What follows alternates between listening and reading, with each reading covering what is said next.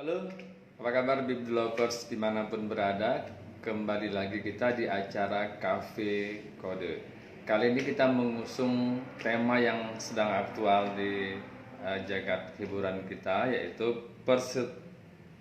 perseteruan atau kerjasama antara artis dan label musik yang bermasalah.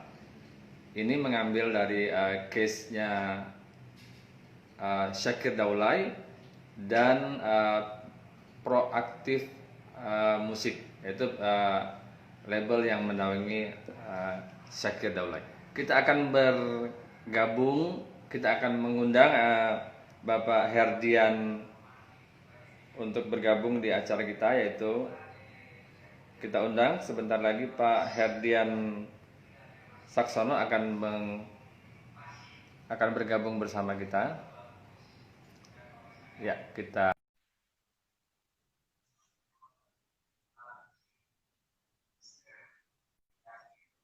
Bapak Herdian Saksono. Iya, siap. Terima Ya, kasih. halo. Oh, masih Assalamualaikum. ngobrol. Waalaikumsalam warahmatullahi wabarakatuh. Ya, oke, baiklah. Mas Herdian, apa kabar? Alhamdulillah, alhamdulillah, baik-baik. Suaranya kurang kedengaran? Oh, coba aku pakai ini dulu deh, apa headset aja ya, Ya, lebih ya. lebih enak. Sebentar. Oke, baiklah. Ya, Mas Herdian, sebelum kita mulai tema kali ini kerjasama antara artis dan label musik tempat dia menaungi, kita sedikit tanya-tanya dulu nih. Lagi sibuk apa sekarang nih, Mas Herdian? oh iya, kalau kalau perkara kebetulan saya juga menangani perkaranya salah satu artis ya, Mbak Sania Marwah, kemudian dalam hal Gono Gini. Kemudian kalau untuk di kuratornya sendiri saya masih ada tanggungan dua yang belum saya selesaikan, lagi pemberesan. Memang masa sulit COVID begini kita terbang-terbang tuh agak susah. Jadinya ya antara ngeri-ngeri juga di bandara terus-terus kan, ya mesti semprot sini, semprot sana, ya kan. Kemudian kita mesti rapid test. Saya juga nggak yakin nih saya, karena sering terbang juga nih, saya ini positif atau negatif saya juga bingung saya juga nih. Karena sering bepergian pakai pesawat, kita merasa insecure juga kan. Ya, betul.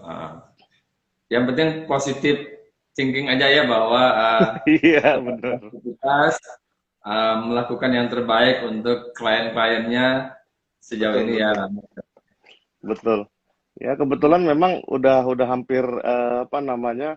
Kalau yang eh gonogininya Sania itu hampir apa, ke babak akhir karena terus terang kesaksian dan pembuktian itu besok tanggal 26 Agustus. Jadi kita memang udah ready ya kan untuk ya melakukan apa yang diminta lah karena kita mau sebagai penggugat kan. Iya. Penggugat kan wajib wajib membuktikan. Mm-mm. Ya, namanya gonog ini kan asumsi awal kita kan harta-harta yang terkumpul pasca pernikahan itu harus dibagi dua Ah, antara ya. suami dan Gitu, istri. bener. Bagi dua kan, bukan bukan Ya. apa namanya sendiri-sendiri atau gimana menilainya kan. Artinya harta yang dikumpulkan oleh suami yang bekerja, ya kan. Mm-mm. Kemudian ada istrinya, tiba-tiba dia berpisah, ya mesti dibagi dua lah. Walaupun Betul. katanya itu keringat dari suaminya ya. Kita sebagai laki-laki ya mesti bagi dong, mau nggak mau kan begitu. Iya, Apalagi iya. di hukum Islam, jelas harus dibagi dua. Iya, Tanpa iya. cacat, tanpa ada asumsi, tanpa ada apa namanya, ya kalau kata orang tafsir. Jadi karena kalau kalau pemeluk agama Islam itu lebih mudah. Apapun Hmm, ceritanya, harta yang dikumpulkan bersama dibagi dua. betul ya. Kalau di KUA Perdata, di Perdata Indonesia tuh Perdata Umum non Muslim itu memang agak sulitnya di situ. Jadi harus Iya, dirunut dulu asal muasalnya, kemudian dia memang apa namanya. Jadi harta bawaan dipisahin dulu, harta bersama itu di ini ditelaah lagi. Agak agak rumit. Jadi perlindungan terhadap perempuannya lebih kecil menurut saya. Makanya saya bilang sampai saya punya meme juga kan kalau di WhatsApp atau di IG ya orang yang Gimana yang bisa terlindungi sama hukum? Ya, yang paling pertama dia harus tunjuk pengacara yang punya kapabilitas dan reputasi yang bagus ya kan gitu. Amanah Ya, lah minimal. siap. Oke. Jadi kalau bicara soal pembagian harta gono ini, saya ingat sama seorang pengacara kondang yang juga dia mantan menteri. Ketika dia Ah, bercerai dengan istrinya, dia cuma meninggalkan rumah dengan membawa satu koper. Semua harta, semua harta yang di rumah untuk istri dan anak-anak. Tapi luar ada juga biasa. pengacara yang lain yang saya temui Mm. berebut harta gono ini. Tapi kita tidak usah bahas soal itu ya. Iya, Nanti karena lain topiknya kali beda kita. itu. Mm. Boleh, boleh, boleh.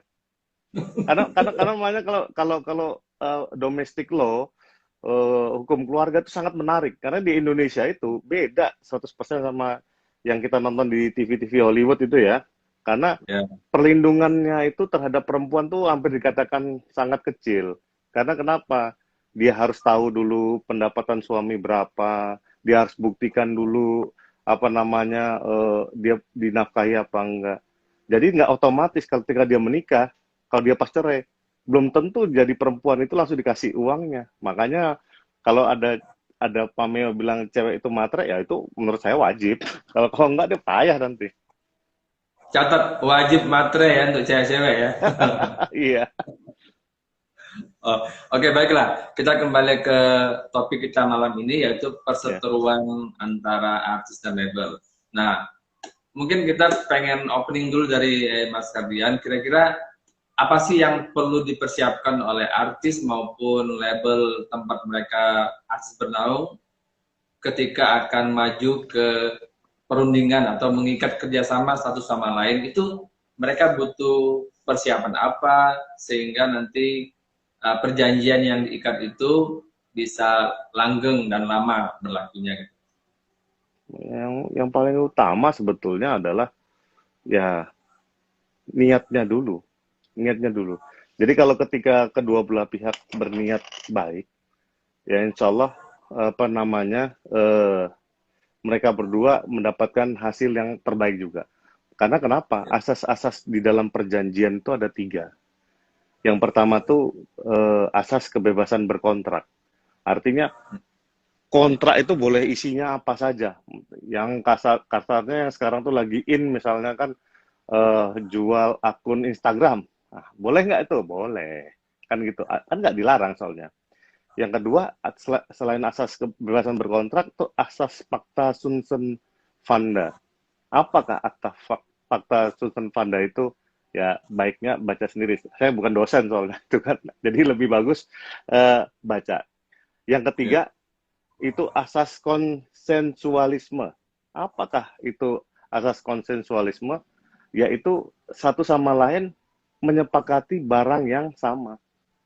Nah, makanya kan sebelum sebelum mengikatkan diri dalam sebuah kontrak, jadi mesti di go through dulu dia punya keinginan, dia punya apa namanya ya bayangan-bayangan harapan di masa depan terhadap apa yang akan didapatkan setelah dia mengikatkan diri bersama. Karena memang selalu terjadi di dalam berkontrak itu kesalahpahaman. Yang paling mendasar itu kesalahpahaman. Contohnya yang biasanya itu eh, di dalam kontrak itu tidak disebutkan dengan jelas atau detail latar belakangnya, kemudian dia punya istilah-istilah, kemudian term and conditionnya dalam arti ketika dia begini dia harus bagaimana, ketika ya pihaknya begini dia harus mendapatkan apa.